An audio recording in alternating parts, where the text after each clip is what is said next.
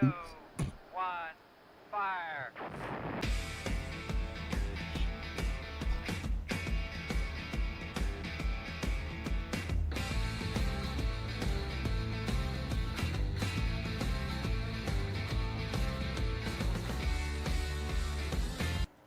Good evening and welcome to Anime Analyst-US. And welcome to all our Twitter fans tonight. This is the first night we are officially shooting on Twitter. The first show that was on there, we didn't even know it was playing at the time, so don't hold that show against us.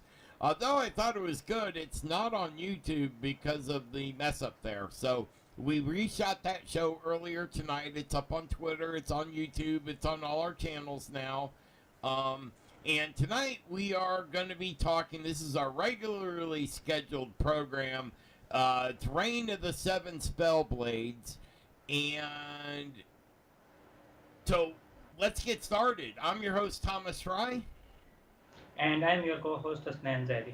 And tonight, once again, we're talking about Reign of the Seven Spellblades. I love this anime, okay? It's got everything that I look for if I'm on my topic that I like, that I'm curious about, that I like to check out. And we are going to dispel the stupid rumor that everyone wants a Harry Potter knockoff. I'm like, well, if you think that, you are not watching and you are not paying attention to what you are seeing on the screen, because the only thing this has to do with Harry Potter is both witches can ride brooms in one episode for 12 minutes. Other than that, has nothing to do with it. So, and I will explain all that. So, let's hit the important part first. Let's slow down and let me explain to you what the Reign of the Seven Spellblades actually is.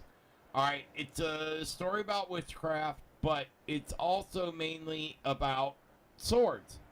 And they call them athames when you combine using a spell and using a sword at the same time.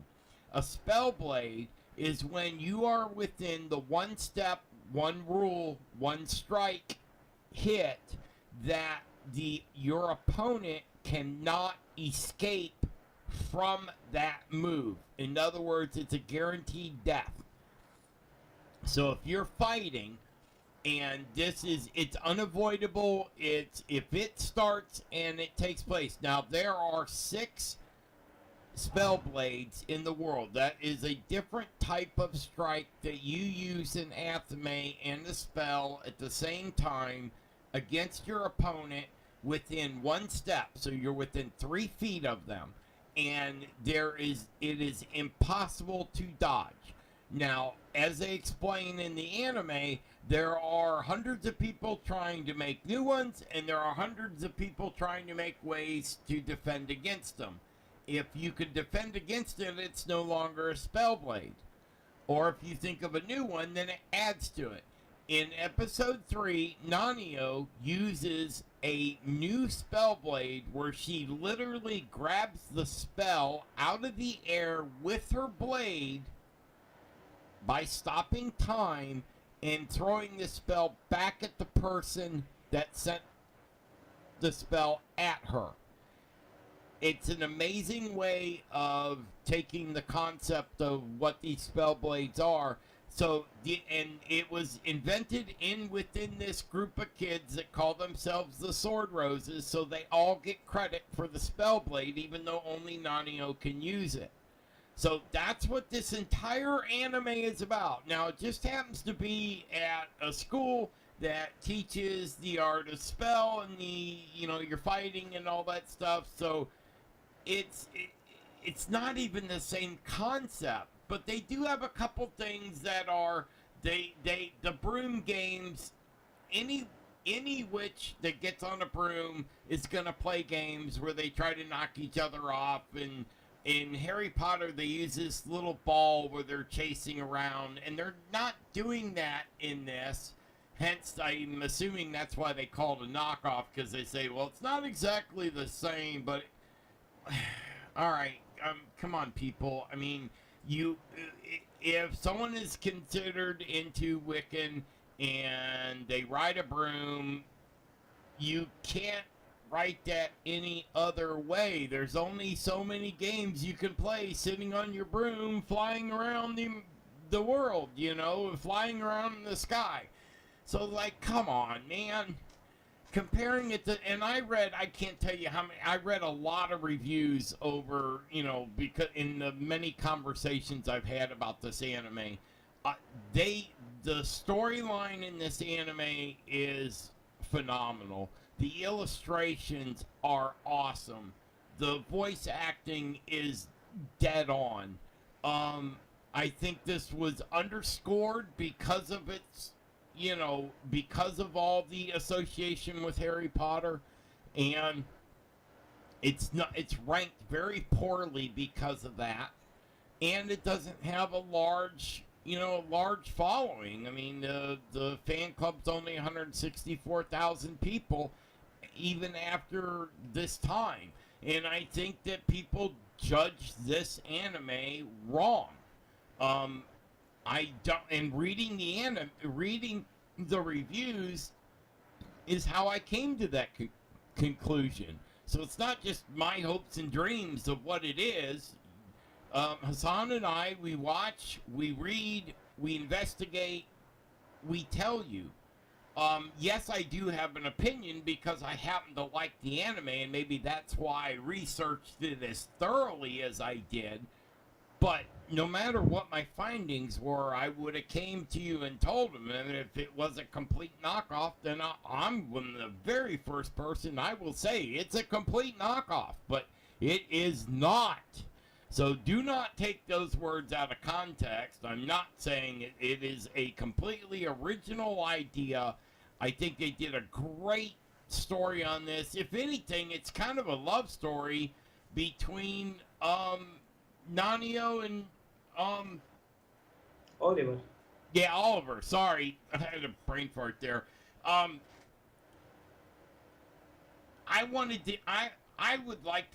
would love to see a second season. I want to see where they go. They just got to where they got going.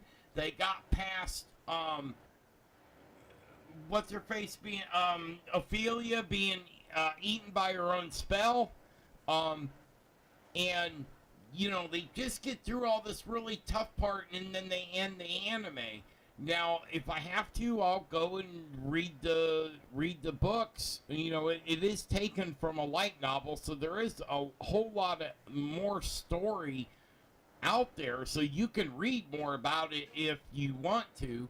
I'm finding I really don't have the time to read anymore with everything that we got going on and where we want to take Anime Analyst in the future. It just takes a lot of time from both of us in, trying to work and trying to, do our regular lives and do this. And now we're doing the vid series, which that's taking off really good. Our Twitter site is picking up really good. Everything is, we're getting a lot of nice comments from everybody out there. We appreciate that. We read every comment, good or bad. You can scream and holler at me however you want or about whatever you want. I'll read it. I'll look at what you're talking about. If I feel we need to make changes, or Hassan feels we need to make a change, we'll make it. If not, we'll try to answer everyone that we see. We can't always do that, but it's now starting to, we're getting close to 100 videos. What are we at, 81? Yes, I think. Yeah, we're in number the above 80s it. somewhere. We will definitely, by the end of the month, we'll be over 100 videos into it. And with our new vid series, we're doing character intros to a lot of animes. That way, for people that don't have time to do the research, we're doing it for you. You want to know about every character that's in an anime that makes the list of, important characters, main, supporting, all those types of characters. We're making the video that puts it out that gives you a little bit of information about them, their name, any nicknames we can research. Not because it's all done from a writer, and some of it's taken from a manga, some comes from a light novel, but it's all people's imagination writing and telling these stories. They don't always follow through on, you're not going to get born on dates and on the characters. You're not in ages and all that crazy stuff. But we do try to find as much as we can out about the character. We got one coming out on Monday, the GGO one, that I think you'll like because I added all their proper names, their in-show names, and because it's a show about being in a show, so now each character has like 3 or 4 names. All that's in that, so we hope you like that one. We do appreciate the feedback on the when we first started this series. We're up to like 14 in that one. I've got 6 waiting in the wings to go. But if nothing else, give Reign of the Seven Spellblades another shot. Check it out again, and don't look at it as it's a Harry Potter knockoff, because it's not.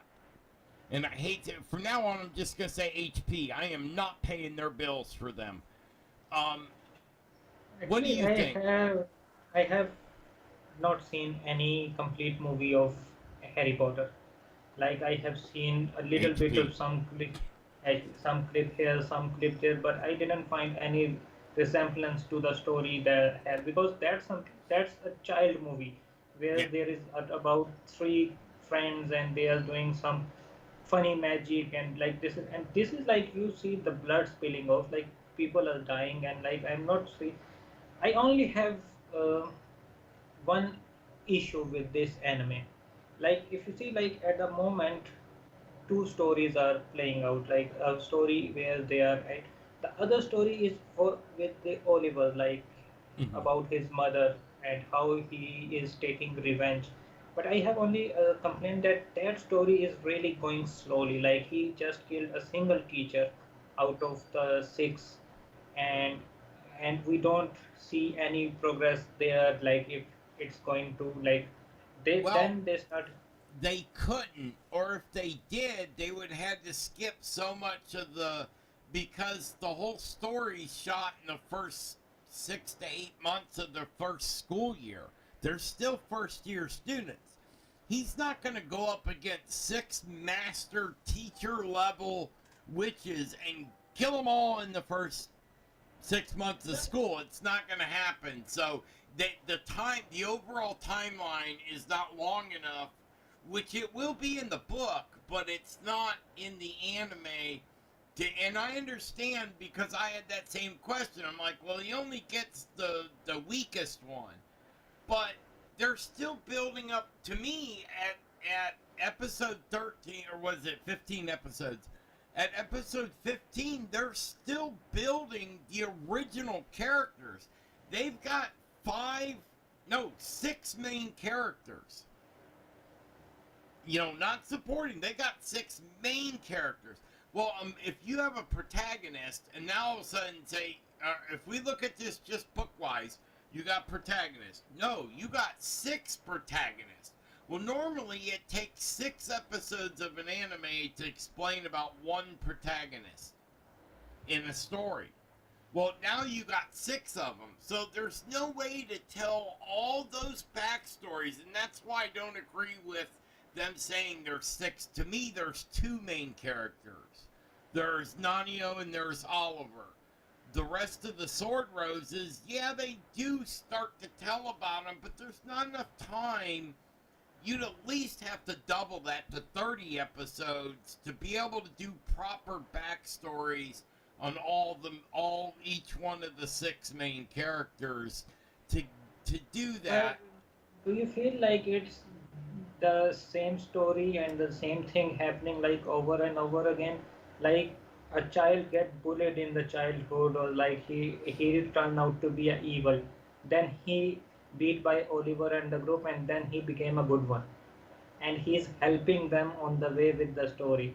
Like the Snake Eye girl, the first guy, where they fight in the Colosseum, where they face the beast, and like they're. Well, no, because if you go back and look, with Snake Eye, they still don't trust her. They let the kids, Oliver and Nanio and not Katie, but Michelle, are so new, they don't know where they're going. They need a guide or they can't go. She feels bad that, and she owes them for taking things too far.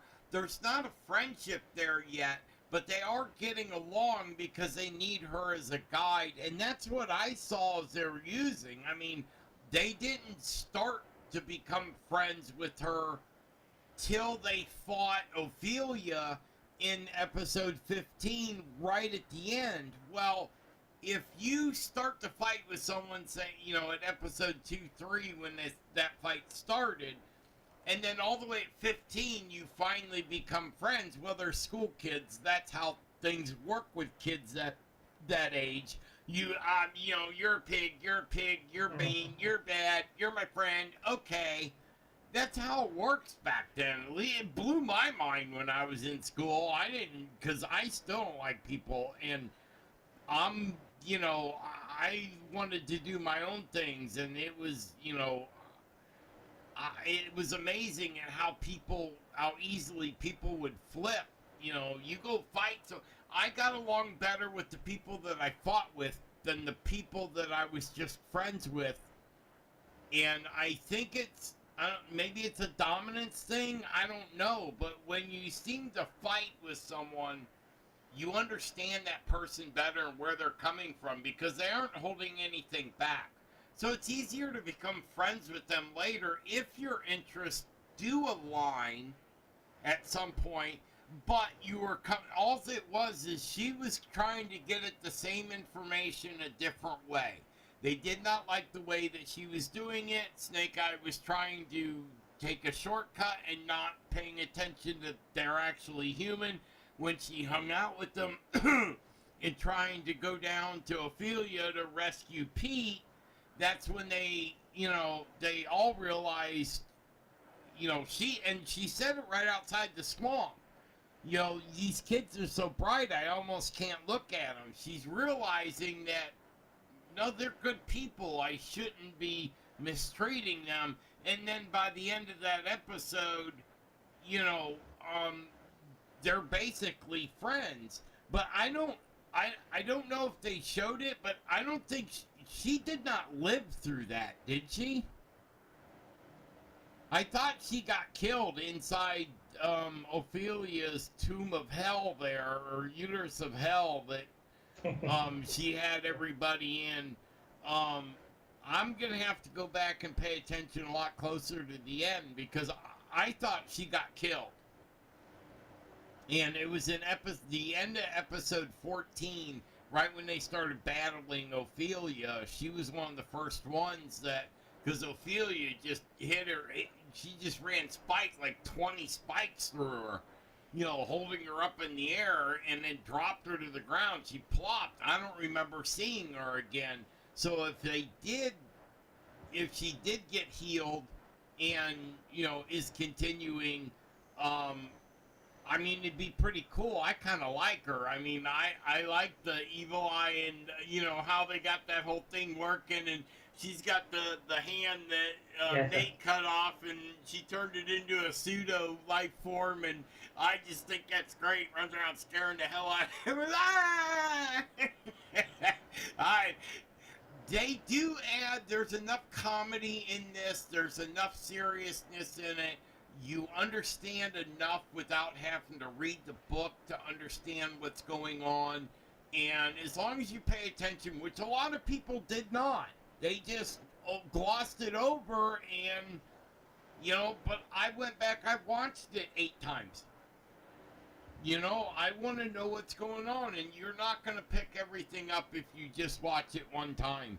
And wow, we have gone over our time limit. So let's get out of here. It's Friday evening. Let's let everyone get to their weekend.